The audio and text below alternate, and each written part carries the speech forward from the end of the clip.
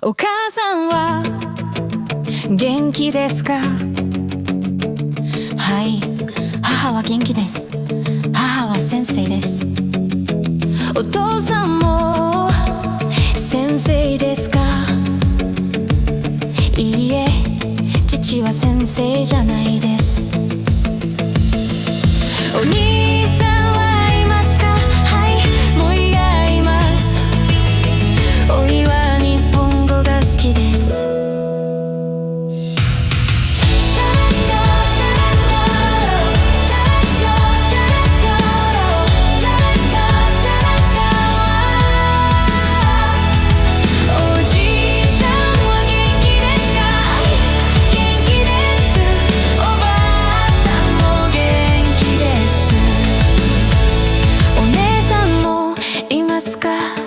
姉がいます。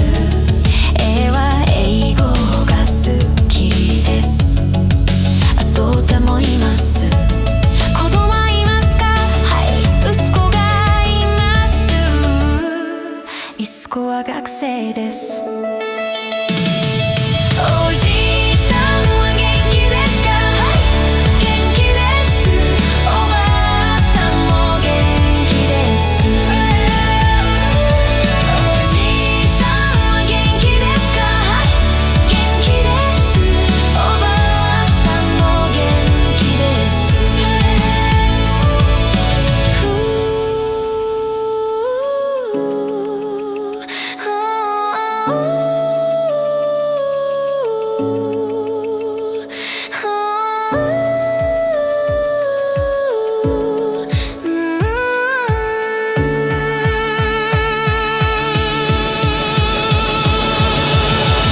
娘も学生ですか？